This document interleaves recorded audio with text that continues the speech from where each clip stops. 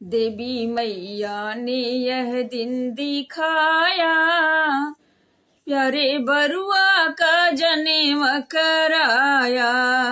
देवी मैया ने यह दिन दिखाया, प्यारे बरुआ का जन्म कराया।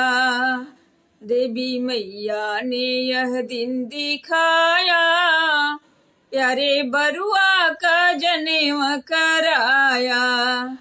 आई आई बाहर बाबा की घर द्वार, आई आई बाहर बाबा की घर द्वार। दादी रानी ने मंगल गाए, प्यारे बरुआ का जन्म कराए। दादी रानी ने मंगल गाए, प्यारे बरुआ का जन्म कराए। देवी मैया ने यह दिन दिखाए, प्यारी बरुआ का जन्म कराए।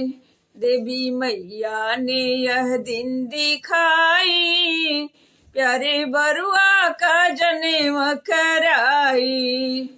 आई आई बाहर ताऊ के घर द्वार, आई आई बाहर ताऊ के घर द्वार। ताई रानी ने मंगल गाए, प्यारे बरुआ का जन्म कराए। ताई रानी ने मंगल गाए, प्यारे बरुआ का जन्म कराए। देवी मैया ने यह दिन दिखाया, प्यारे बरुआ का जन्म कराए। देवी मैया ने यह दिन दिखाई, प्यारे बरुआ का जन्म कराए। आई आई बाहर पापा के घर द्वार, आई आई बाहर पापा के घर द्वार।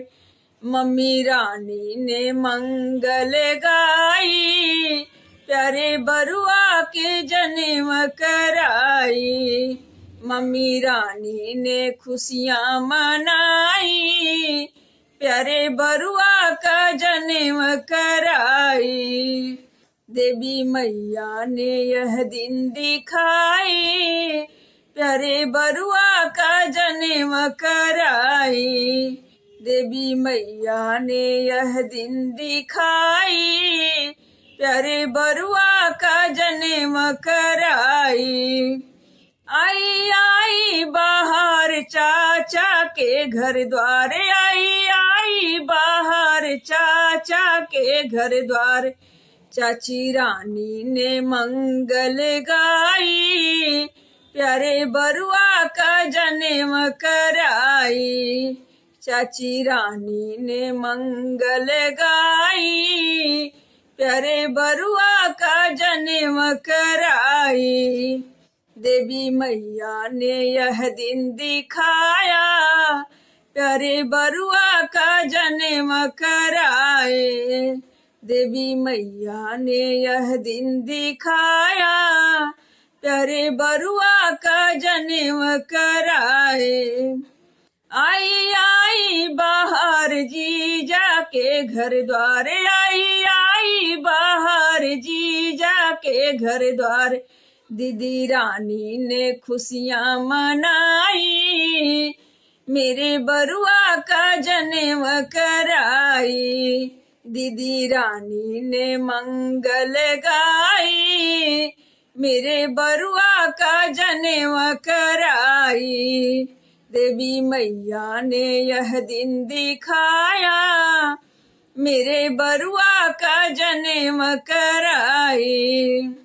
आई आई बाहर नाना के घर द्वार, आई आई बाहर नाना के घर द्वार। नानी रानी ने मंगल गाई, नानी रानी ने खुशियाँ मनाई, मेरे बरुआ का जन्म कराई।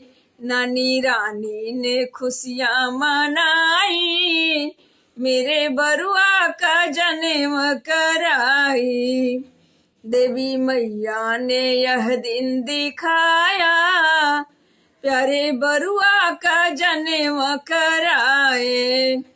देवी मैया ने यह दिन दिखाया, प्यारे बरुआ का जन्म कराए। आई आई बाहर मामा के घर द्वार, आई आई बाहर मामा के घर द्वार। मामी रानी ने मंगल गाई, मामी रानी ने खुशियां मनाई, मेरे बरुआ का जन्म कराई। मामी रानी ने मंगल गाई, मेरे बरुआ का जन्म कराई। देवी मैया ने यह दिन दिखाए, मेरे बरुआ का जन्म कराए।